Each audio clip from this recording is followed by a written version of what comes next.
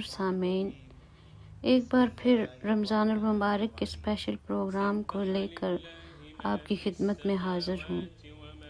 دوستو، چونکہ رمضان المبارک ہم سے رخصت ہو رہا ہے اور یہ رمضان المبارک کا آخری پروگرام ہوگا، یہ عشرہ یعنی جہنم کی آگ سے نجات کا عشرہ ہے، تو آئیے اس دعا کے ساتھ پروگرام کا آغاز کرتے ہیں کہ رب کریم ہماری عبادات کو قبول و منظور فرمائے، اور ان کی ادائیگی میں ہم سے کوئی بھول ہوئی ہے تو ہماری بھول چوک اور غلطیاں معاف فرما کر ہمیں اپنی رحمتوں سے نوازیں اور ہمیں محفوظ رکھیں جہنم کی آگ سے۔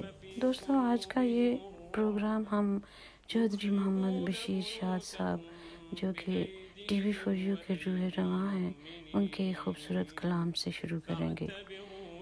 چودھری محمد بشیر شاد صاحب کسی تعارف کے محتاج تو نہیں ہیں۔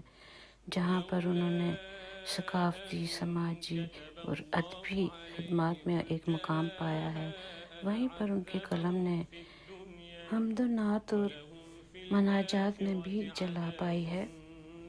شاد سر لکھتے ہیں کہ بے شک وہی معاف کرنے والا ہے، بے شک وہی معاف کرنے والا ہے، وہ اپنی مخلوق کو معاف کرنا پسند کرتا ہے، وہ اپنی مخلوق کو معاف کرنا پسند کرتا ہے، وہی قوی و قادر، وہی ارفع و اعلیٰ ہے، وہی قوی و قادر، وہی ارفع و اعلیٰ ہے، بے شک وہی معاف کرنے والا ہے۔ اللہم انک عفو تحب العفو فاعف عنا۔ اسلام کی 5 بنیادی تعلیمات میں توحید، نماز، زکوٰۃ اور حج کے ساتھ ساتھ ماہ رمضان کے روزوں کا بھی شمار ہے۔ ماہ رمضان بڑی فضیلتوں اور برکتوں والا مہینہ ہے۔ اس مہینے میں اہل ایمان کی طرف اللہ تعالیٰ کی خصوصی رحمتیں متوجہ ہوتی ہیں۔ احادیث و آثار میں رمضان شریف کے بڑے فضائل اور برکات مذکور ہیں۔ احادیث کے مطابق رمضان شریف کے 3 عشرے 3 مختلف خصوصیات کے حامل ہیں اور ہر ایک پر خصوصی رنگ غالب ہے۔ حضرت سلمان فارسی رضی اللہ تعالیٰ عنہ سے روایت ہے کہ رسول اللہ صلی اللہ علیہ وآلہ وسلم نے فرمایا، رمضان کا پہلا عشرہ رحمت کا ہے، دوسرا مغفرت کا ہے اور تیسرا عشرہ جہنم سے آزادی کا ہے۔ یوں تو رمضان کا پورا مہینہ دیگر مہینوں میں ممتاز اور خصوصی مقام کا حامل ہے، لیکن رمضان شریف کے آخری 10 دنوں یعنی آخری عشرے کے فضائل اور بھی زیادہ ہیں۔ نبی اکرم صلی اللہ علیہ وآلہ وسلم رمضان کے آخری عشرے میں عبادت و اطاعت، شب بیداری اور ذکر و فکر میں اور بھی زیادہ مشغول ہو جاتے تھے۔ احادیث میں ذکر ہے کہ ام المومنین حضرت عائشہ رضی اللہ تعالیٰ عنہا فرماتی ہیں کہ نبی اکرم صلی اللہ علیہ وآلہ وسلم آخری عشرہ میں اتنا مجاہدہ کیا کرتے تھے جتنا دوسرے دنوں میں نہیں کیا کرتے تھے۔ سنن ابن ماجہ، صحیح ابن خزیمہ اور مسند احمد میں بھی اسی مفہوم کی احادیث مروی ہیں، جن سے یہ معلوم ہوتا ہے کہ رمضان کے آخری عشرہ میں آپ حضرت محمد صلی اللہ علیہ وآلہ وسلم کے معمولات دیگر ایام کے مقابلے میں بڑھ جایا کرتے تھے۔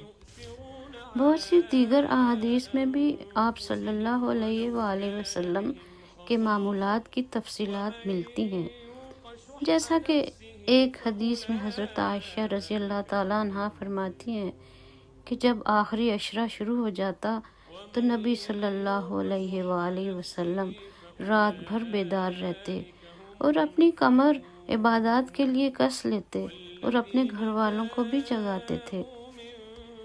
راتوں کو اٹھ کر عبادت کرنے کا معمول تو آپ صلی اللہ علیہ وآلہ وسلم کا ہمیشہ ہی تھا، لیکن رمضان میں آپ بالخصوص عبادت کے لیے تیار ہو جاتے اور پوری پوری رات عبادت میں گزارتے۔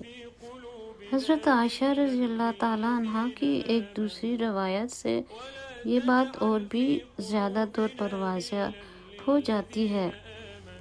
وہ فرماتی ہیں کہ مجھے یاد نہیں کہ نبی کریم صلی اللہ علیہ وآلہ وسلم نے رمضان کے علاوہ کبھی بھی ایک ہی رات میں پورا قرآن مجید پڑھا ہو، یا پھر صبح تک عبادت ہی کرتے رہے ہوں، یا رمضان المبارک کے علاوہ کسی اور مکمل مہینے کے روزے رکھے ہوں۔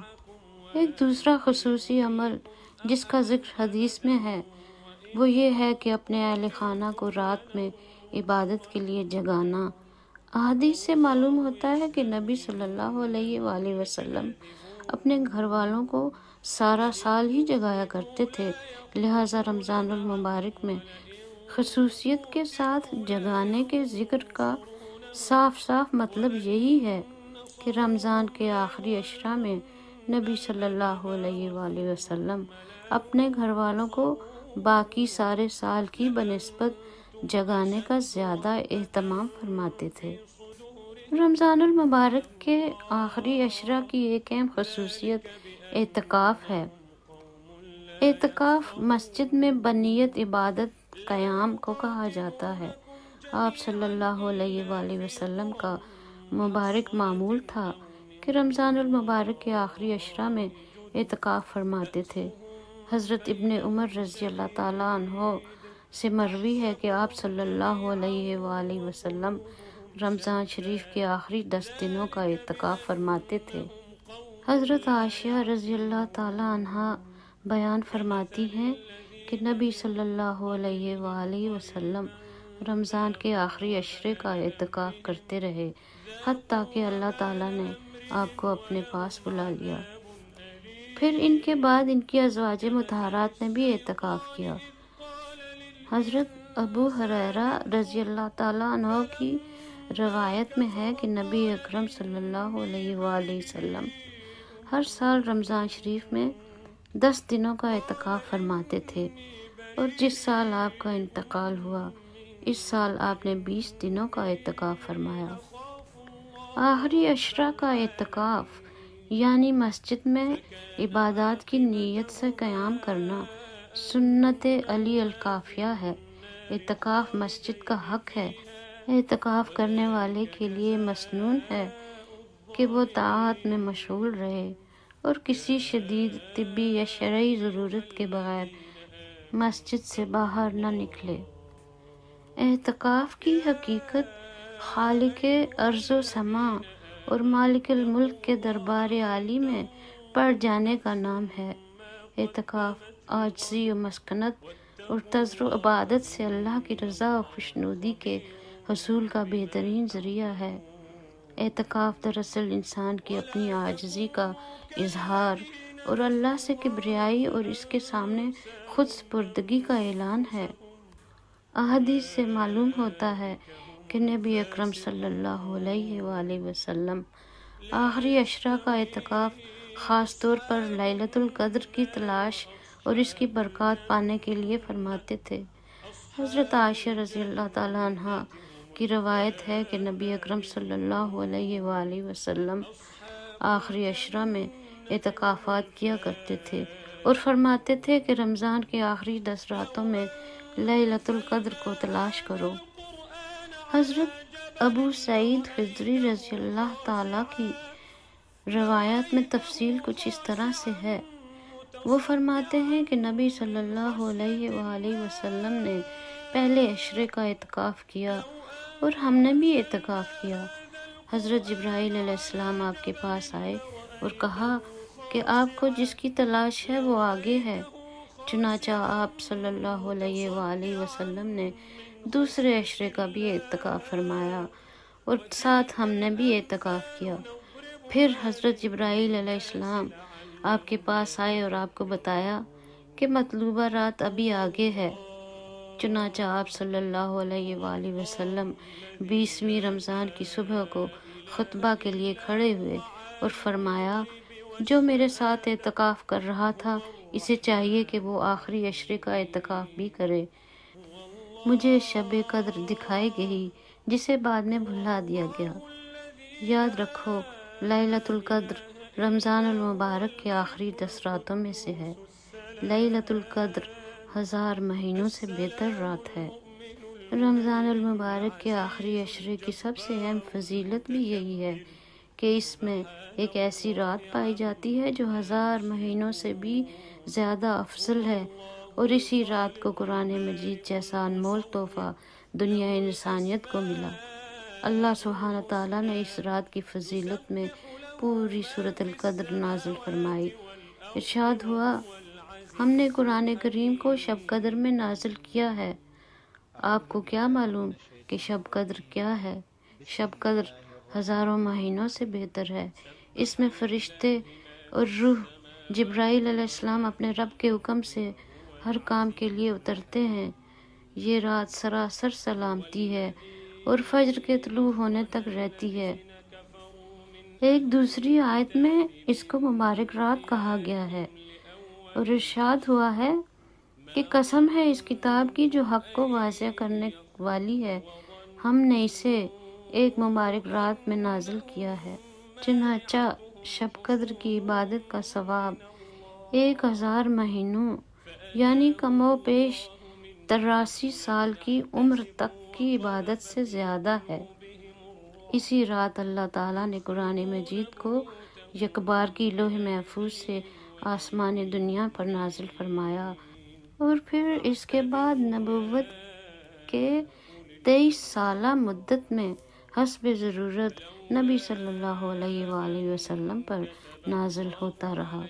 انہی آیات سے یہ بھی معلوم ہوتا ہے کہ اس رات کو ملائکہ نزول کرتے ہیں اور اللہ تعالیٰ سال بھر کی تقدیر کے فیصلے فرشتوں کے حوالے فرما دیتے ہیں تاکہ وہ اپنے وقت پر ان کی تکمیل کرتے رہیں۔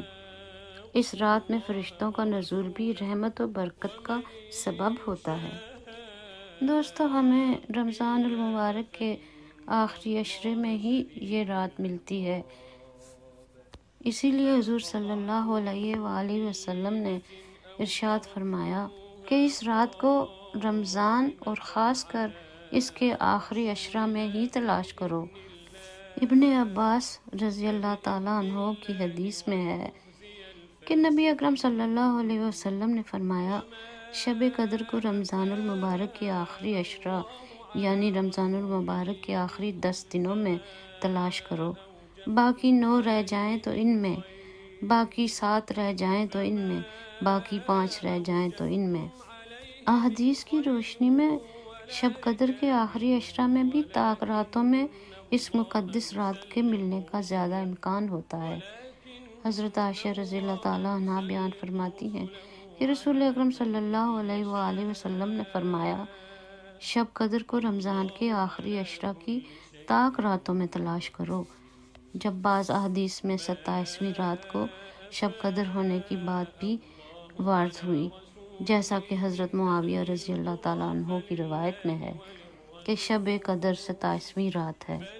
تو دوستو، ان سب باتوں سے اور ان سب احادیث سے ہمیں یہ سبق ملتا ہے کہ رمضان شریف کا آخری عشرہ اور اس میں آنے والی لیلۃ القدر کی رات ہماری عبادات کی قبولیت کی رات ہے، اور طاق راتوں میں اس کا امکان زیادہ ہوتا ہے۔ تو بس ہمیں چاہیے کہ ہم اس عشرے میں جہنم سے نجات کی دعا خلوص نیت اور صدقے دل سے مانگیں کہ اللہ تعالیٰ ہمیں معاف فرمائے، کہ وہی سب سے بڑا معاف کرنے والا ہے۔ ہم خوش قسمت ہیں دوستو جن کو یہ پاک اور مقدس مہینہ نصیب ہوا، اور اس میں یہ آخری عشرہ بھی ہمیں نصیب ہوا، جس کی طاق راتوں میں ایک مقدس رات ایسی بھی ہوگی جو ہمارے لیے بخشش کا سبب بنے گی۔